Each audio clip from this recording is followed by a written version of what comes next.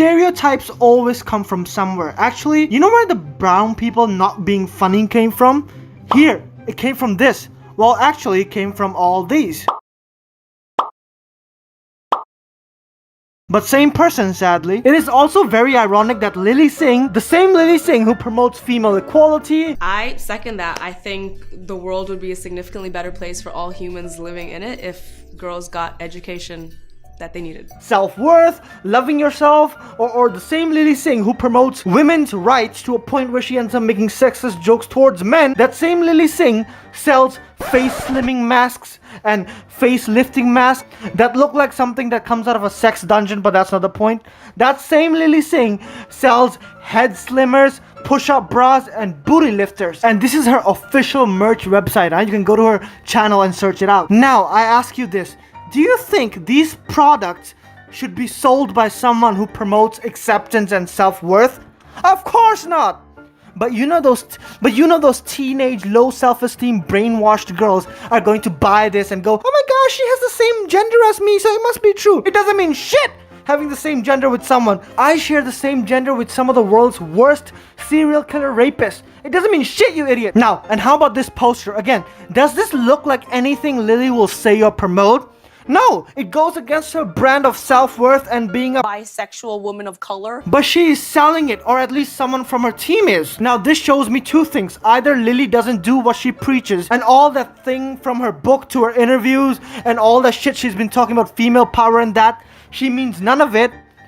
And she doesn't care, and it's all fake BS, or she doesn't care what she sells because she knows her fans will eat any of the shit up. Now you decide which one do you think it is. People give Jake Paul shit for having bad merch. This woman literally has a pizza on a hat and has the word king and queen on a hat. What kind of merch is that? You know what I mean? But hey, I shouldn't criticize any of that, should I? Because she's a bisexual woman of color. Now for her humor. I hate how she, for a lack of better words, acts black. She appropriates black culture. Basically, before I say anything, she was born in Canada, eh? So there is no way she could have picked up these slangs. For example, her book, How to Be a Boss. Look how the word is spelt.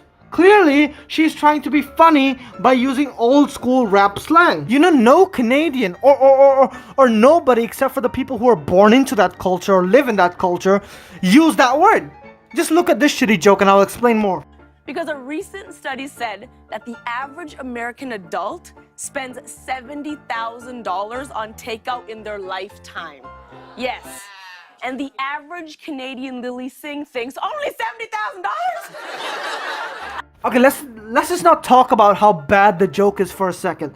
Can you imagine a Canadian Indian saying only $70,000? And no, having a laugh track behind this crap joke doesn't make it funny. Can you imagine an Indian saying that? A Canadian Indian saying that? No, because it's not part of the linguistic vocabulary of that region. Clearly uses it to seem more relatable to her LA audience and thinks that makes her funny, but makes her look stupid. But again, she's a bisexual woman of color. Yeah, there's one gym that all the famouses go to called Equinox. Yeah, I know that sounds like a horse's name, but it's actually just a room full of treadmills where models go to distract themselves from how hungry they are. You are the one selling face slimmer masks and shit, you idiot! You can't make that joke, bitch. You can't make fun of a model's weight obsession when you yourself selling face slimmers and booty lifters. And also, you can't forget that she's a bisexual female. Like, you can't forget it. She has a whole 5-minute monologue on how life is being a bisexual female. You can't forget that fact, can you? Let's get right into business, okay? How was that funny? Don't they know when to use a laugh track? Imagine having a bad joke and such a loud laugh track on top of that. Makes everything go to shit.